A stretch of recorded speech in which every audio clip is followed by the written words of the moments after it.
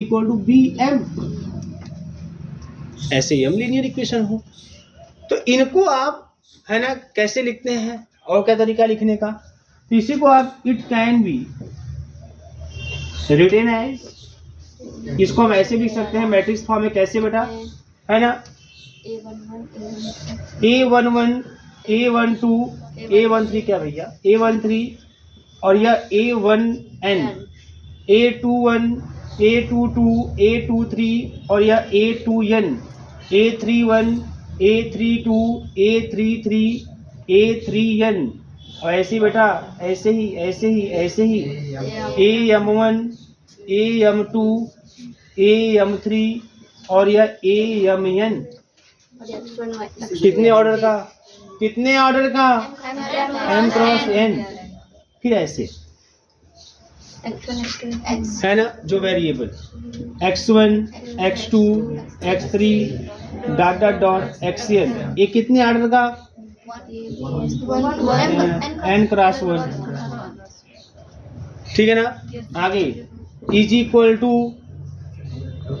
b1 b2 b3 bm, कितने order का m cross 1, ठीक है। अब इसको ऐसे लिख सकते हैं a x is equal to b, है ना। r a मतलब कितने ऑर्डर का m क्रॉस n, x कितने ऑर्डर का n क्रॉस 1, देखो सेम है ना, इसका मतलब गुणा करने पे आएगा कंफर्म आएगा। और b m क्रॉस 1 आया नहीं आया, ठीक है। ये बहुत ध्यान से इस कहानी आनी चाहिए आपको, ठीक है ना। ये इस तरीके से ऐसा गुणा करोगे यही आएगा, फर्स्ट रो को फर्स्ट कॉलम में गुणा करोगी और फिर चूंकि बराबर इसके है तो यही वाला लाइन आएगा पूरा। सेकंड रो को फर्स्ट कॉलम मतलब एक ही कॉलम में गुणा करोगे बराबर b2, यही लाइन आएगी। बस समझ आ रही है कि इस पूरी चीज को आप ऐसे लिख सकते हो, इस पूरी चीज को ऐसे लिख सकते हो और इस चीज को साथ में ऐसे लिख सकते हो। वेयर ए क्या है, यही हमारा ए है, यही ए है। इसको हम कोफिशिएंट मैट्रिक्स बोलते हैं, इसको हम कोफिशिएंट मैट्रिक्स बोलते हैं, है ना। इसको हम कोफिशिएंट मैट्रिक्स बोलते हैं, बात समझ में आ रही है। और ये हमारा क्या है, ये हमारा यक्स है, ये कॉलम वेक्टर है, कॉलम वेक्टर, कॉलम ही तो है, ये कॉलम वेक्टर है, ठीक है ना। और ये हमारा बी है, ये भी कॉलम ही है, कॉलम मैट्रिक्स के रूप में ही है, कॉलम वेक्टर इसको भी बोल सकते हैं बट कॉलम मैट्रिक्स बोल दीजिए इसको। ये भी कॉलम मैट्रिक्स है ना, एक ही कॉलम है, ये कॉलम मैट्रिक्स क्लियर है यहाँ पे। इस तरीके से ऐसा if in ax is equal to b if b is equal to 0, अगर b क्या हो 0, b 0 सोचते हैं मतलब ये b1 0 हो, b2 0 हो, b3 0, भाई कोई मैट्रिक्स 0 होने मतलब क्या उसका सब एलिमेंट 0, तो b है क्या, यही ना b है, मतलब सब 0 मतलब b1 0 b2 0 b3 0 ऐसा। तब then system of linear equation, system of linear equation star, जिसको स्टार से दिखाए हैं, इज कॉल्ड होमोजीनियस। तब उसको होमोजीनियस बोलते हैं, क्या बोलते हैं होमोजीनियस। मतलब जो होमोजीनियस लीनियर इक्वेशन मिलेगा कैसा मिलेगा, 2x प्लस का 3y बराबर 0, 3x प्लस का 5y बराबर 0, ऐसे बराबर 0 वाला। बात समझ में आ रही कि नहीं आ रही है। तो अगर यही ऐसे ही लीनियर इक्वेशन दे लेकिन उसका b वाला पार्ट 0 हो, है ना, तब ऐसे बोलते हैं मतलब ax इज इक्वल टू 0, मतलब कुछ कैसा हो, कुछ ऐसा टाइप का हो, ax इज इक्वल टू 0। अगर ऐसा कोई लीनियर इक्वेशन दिखाई दे इस रूप का तो उसे बोलते हैं होमोजीनियस, है ना, linear equation, homogeneous linear equation. और if b is not equal 0, अगर b 0 नहीं है, b के कुछ वैल्यू है ना, देन हाँ system of linear equation star is called non homogeneous. तो एक बात समझ में आई आप लोगों को कि होमोजीनियस क्या होता है, नॉन होमोजीनियस क्या होता है। लीनियर इक्वेशन के सिस्टम को मतलब system of linear equation, system मतलब कई ठो है ना मिलके, कि जो सिस्टम ऑफ लीनियर इक्वेशन से होमोजीनियस कब बोलते हैं, कब नॉन होमोजीनियस बोलते हैं, ये चीज आपको जान लेना। जान गए आप लोग इसको किस तरीके से मैट्रिक्स रूप में कन्वर्ट करते हैं, ये भी आप जान गए। तीसरी चीज चार्ट में कैसे रिप्रेजेंट करते हैं, ये भी आप जान गए। उनका ऑर्डर कितना कितना होता है, ये भी आप जान जाइए। उनका नाम क्या क्या होता है, ये भी आप जान गए। छाप लीजिए, है ना। अब आगे कहानी बताता हूँ। जैसे देखो यहाँ पर हमारे पास कितने इक्वेशन है, m इक्वेशन है। कितने इक्वेशन है, m इक्वेशन। बहुत ध्यान से मेरी बात समझिएगा। तो यहाँ पर here we have m equation, हमारे पास m इक्वेशन है, m इक्वेशन, और कितने अननोन हैं, हम लोग कितने अननोन्स हैं, अननोन समझते हैं? कौन कौन अननोन? हाँ, जो नहीं जानते। क्या नहीं जान रहे हैं आप इस इक्वेशन में? क्या नहीं जान रहे हैं? जब कोई इक्वेशन आपको दिया जाता है सॉल्व कीजिए, तो क्या नहीं जानते हैं आप? एक्स वाई की वैल्यू, वेरिएबल की वैल्यू, कितने अननोन्स हैं यहाँ पे? We have m unknowns and small n, m equation and small n unknowns. यहाँ इसमें m इक्वेशन है और स्मॉल n अननोन है ना? x1 से लेके xn तक इन्हें वेरिएबल है, इसी ने वैल्यू निकालनी है। तो we have small m equation and small n unknowns, small n unknowns है, ठीक है ना? अब ध्यान दीजिए, ये बातें कंफर्म हुई, स्मॉल n आपके अननोन है, m इक्वेशन है। तो जब सॉल्यूशन, हेडिंग कुछ किए कि नहीं आप लोग? इसको जस्ट बार लिखिएगा सॉल्यूशन ऑफ, हेडिंग करिएगा solution of homogeneous equation, homogeneous linear equation, homogeneous linear equation, solution of homogeneous linear equation, solution of homogeneous linear equation, ठीक है ना? Homogeneous linear equation. तो हमारे पास m इक्वेशन है और स्मॉल n अननोन्स हैं, क्लियर है?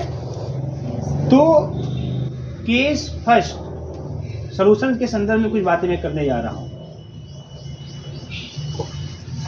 Late rank of a is equal to r, मतलब जो ए क्या है? कोफिशिएंट मैट्रिक्स, और जो कोफिशिएंट मैट्रिक्स मिले उसका रैंक निकाल लीजिए।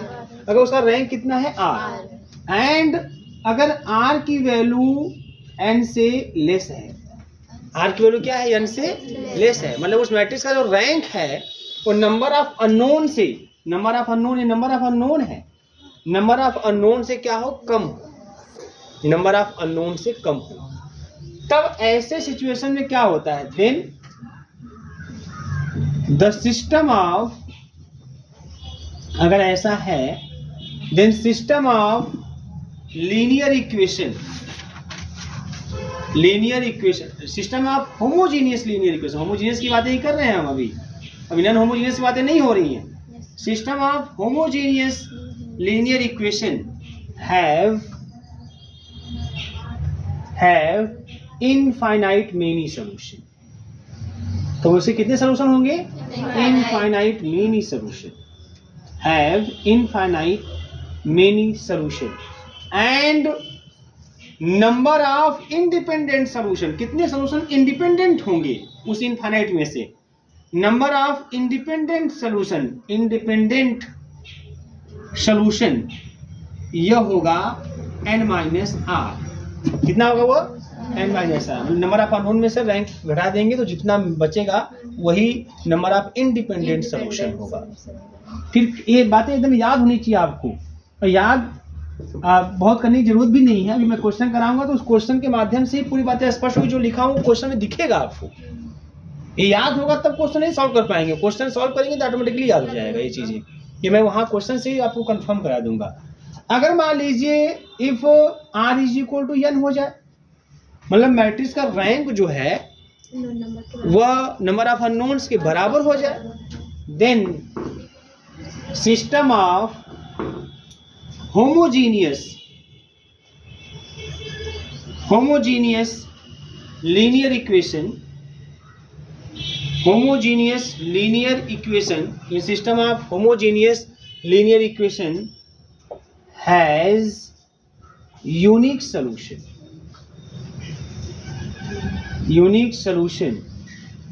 and has only one solution, केवल एक ही solution होगा, that is zero solution। उसका एक ही सोल्यूशन मिलेगा आपको। अगर r is equal to n हुआ तो जो आपको सोल्यूशन मिलेंगे उस लीनियर इक्वेशन को, होमोजेनियस लीनियर इक्वेशन को, ये एक का सोल्यूशन मिलेगा। वो भी कौन सा सोल्यूशन होगा? Zero solution. जीरो सोल्यूशन मतलब जितने भी नंबर ऑफ अननोन होंगे सबकी वैल्यू कितनी आएगी? जीरो। बस समझ आ रही है? That is zero solution and number of independent solution. मैं तो कोई बातें इसलिए दिखा रहा हूँ ना क्योंकि आपको MCQ करना है। उसमें अगर ऐसे कुछ बना के दे दिया मैटर और बोले नंबर ऑफ इंडिपेंडेंट सोल्यूशन, मुंह ना खाली हो जाएंगे, है ना। तो चीज़ों को समझना है कहाँ पे क्या चीज़, जो बता रहा हूँ उसको फोकस करके रखिएगा। मैं पूरा एमसीक्यू को ध्यान में रखते हुए चीज़ें लिखा रहा हूँ, एकदम चीज़ को समझिएगा आप लोग। नंबर ऑफ इंडिपेंडेंट सोल्यूशन, तो यह हो जाएगा n minus N equal to 0, क्योंकि r n के बराबर है, n minus N is equal to 0, ठीक है ना। तो यह मतलब कोई भी इंडिपेंडेंट सोल्यूशन तब नहीं मिलेगा। बात समझ में आ रही है? ये चीज़ें नोट कर लीजिए इसे आप। जैसे हम अच्छे राइटिंग लिखे वैसे आप भी लिखिएगा ना। अब देखिए क्वेश्चन लिखिए आप, solve the system of equations. Question है solve the system of equations, solve the system of equations x plus का 3y माइनस का 2z is equal to 0, 2x minus का y प्लस का 4z is equal to 0, x minus का 11y plus का 14z is equal to 0। पहला question यह, ठीक है, पहला क्वेश्चन वो हो गया। दूसरा क्वेश्चन एक और मैं नोट कर देता हूं, x प्लस का 2y प्लस का 3z is equal to 0, 3x plus का 4y प्लस का 4z is equal to 0, 7x plus का 10y और प्लस का 12z इज इक्वल टू 0। ये दूसरा क्वेश्चन, दो क्वेश्चन मैंने नोट कर लिए यहाँ पे, ठीक है। आइए इस दोनों क्वेश्चन को सॉल्व करते हैं। कैसे सॉल्व होंगे, अब इनको सॉल्व करना है। ये सिस्टम ऑफ लीनियर इक्वेशन है, ये होमोजीनियस कि नॉन होमोजीनियस, होमोजीनियस, ठीक है, सब होमोजीनियस, इक्वल टू 0 0, ठीक है, बी की वैल्यू 0। यह आपका ये किस टाइप का है, यह ax is equal to 0 type का हो गया, तो ये होमोजीनियस हो गया। अब a क्या होगा, जो कैसे लिखते हैं, a क्या होगा, ध्यान से समझिए सब लोग, है ना। कोफिशिएंट 1 3 माइनस 2 2 माइनस 1 4 और 1 माइनस 11 14। फिर x क्या होता है, जो अननोन है आपके पास, x y z, अब बराबर क्या लिखेंगे 0 0 0। ये ऐसा सब लोग लिख पाएंगे, कोई समस्या नहीं है क्या जी जमाई, ध्यान दीजिए। अब यहाँ पे 1, अब वो करते क्या, इसमें करना क्या है, ध्यान समझिएगा। इसको अपर ट्रायंगुलर मैट्रिक्स में कन्वर्ट कर दीजिए, यही काम करना है आपको, अपर ट्रायंगुलर मैट्रिक्स में कन्वर्ट कर लीजिए। तो क्या करेंगे अपर ट्रायंगुलर मैट्रिक्स में कन्वर्ट करने के लिए, है ना, इसको 0 करना होगा, यहाँ 1 ये है। मेरी बात समझ में आ रही कि नहीं आपको? कुछ नहीं, देखिए अब ये सब चीजें फिक्स रहेंगी, इसमें कुछ नहीं करना है आपको, यही सब कुछ करना है।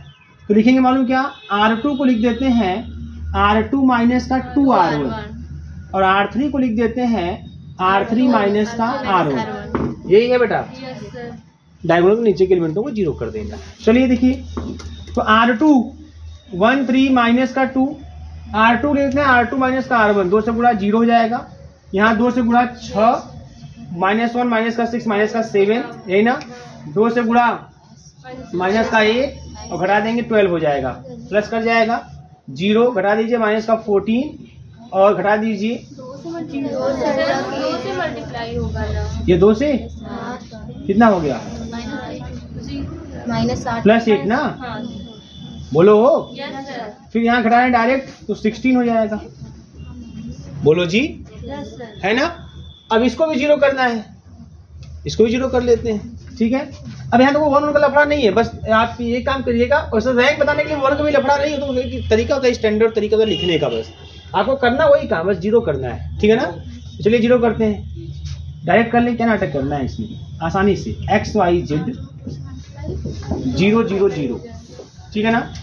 अब इसको 0 करना है, R2 में 2 से मल्टीप्लाई, R3 को लिखना है 0 करके, तो R3 माइनस का 2R2 हो जाएगा, 1 3 माइनस का 2, 0 माइनस का 7 8 0, 2 से गुणा, घटा देंगे 0, 2 से गुणा, क्लियर है ना।